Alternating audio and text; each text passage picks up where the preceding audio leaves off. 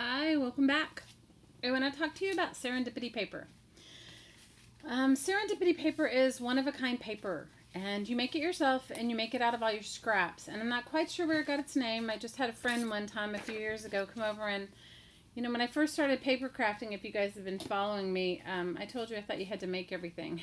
So I was making my own version of this paper, and she happened to come over and see me, and she said, you're making serendipity papers. I said, oh, cool. Like, I didn't know. So just want to show you how to make it. I was cleaning off my desk, and I thought would be fun to just quickly show you. So what you do is you start with a book page, and if you alter books or any kind of page, you need something. If you alter books like I do, you have a lot of it, and you just start gluing pieces on top of it.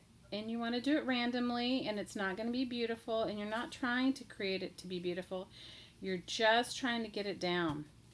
So just use the scraps that you have on your desk, and I think the busier it is, the better it is, but you can do it any way you want.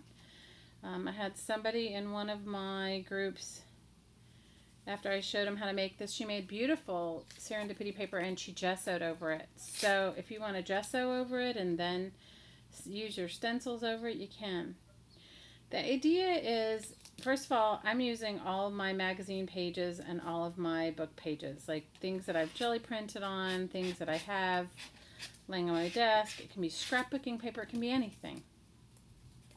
You can use any pieces, any kind. There's no right or wrong. It's just just fun. You want to keep layering your pieces until you've covered your whole page. And then after I'll do half this page, and then I'll show you what my next step is. So what I do is I cover my paper, and this is a great way to use those bits and scraps of things that you really couldn't use otherwise. All of us have been paper crafting for any length of time. We all have little tiny bits and pieces of paper. And if you are just starting out crafting and you don't have any supplies, this is a great way to create your own one-of-a-kind paper to use in your projects. I make embellishments for mine. I make I use it for all sorts of stuff. There's no right or wrong in making it. Some of these are jelly printed magazine pages, which I love. I love jelly printing, and I like jelly printing on magazine pages. Some of it is, things that I've used from other book pages when I've made envelopes or embellishments or die cuts. This is a great way to use if you have a die cutting machine, it's a great way to use all the stuff from your die cuts, all the offcuts from your die cuts. This is a great way to do it. So I'm only going to do half this page, and then I'll show you. Let me just have a whole desk full of scraps. Lots and lots of scrap papers I have. Now, if you don't have a die cutting machine, you can still do this. All you need to do is get a stencil. If you're good at freehand drawing, then just draw it freehand. But if you're not, get out. This is a great way to use those stencils that you have. Get them out and draw around them, and then fussy cut, or a template that you like, something that you enjoy. The idea is you want to try and not leave any. Just trying to find some more diverse colors.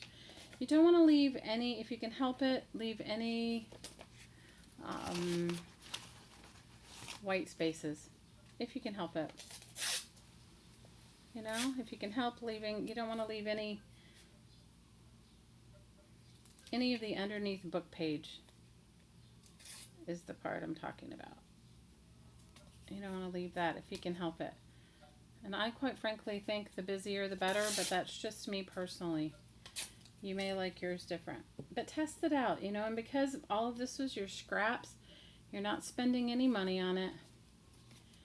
And, you know, I keep a bag of scraps hanging around so that for this reason, when I clean off my desk, I just shove them all into a bag. And then if I'm sitting down watching television or doing some stuff like that, or, you know, my kids want to hang out and they want to watch a television show and I may not necessarily want to watch whatever they're watching, but I want to hang out with them, I do this. I hang out with them and sit next to them on the couch and have my bag of scraps making my serendipity paper. Okay, so I'm almost done.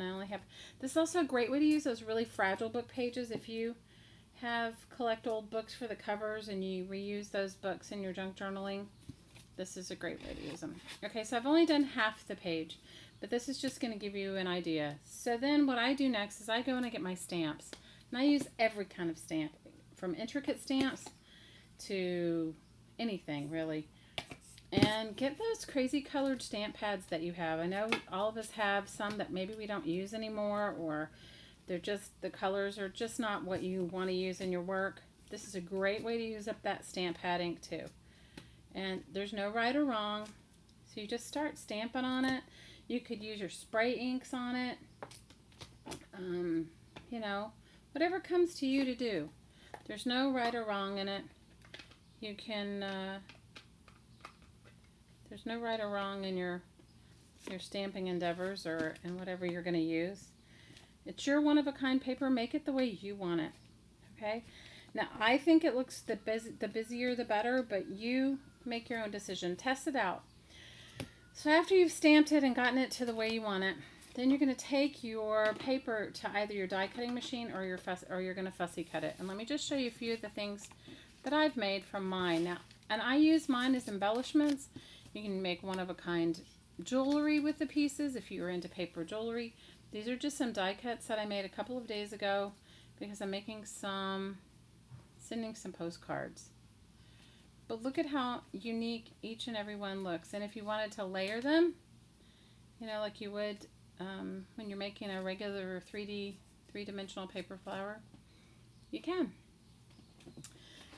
This is the postcard that I'm working on. I'm making a handmade postcard for somebody, and you can see it has one of those die cuts on it. So anyway, I just wanted to share with you my serendipity paper, and I hope you save all your scraps and start making your own serendipity paper. Anyway, take care, and as always, from my heart to your heart, I'm sending you so much aloha. Take care.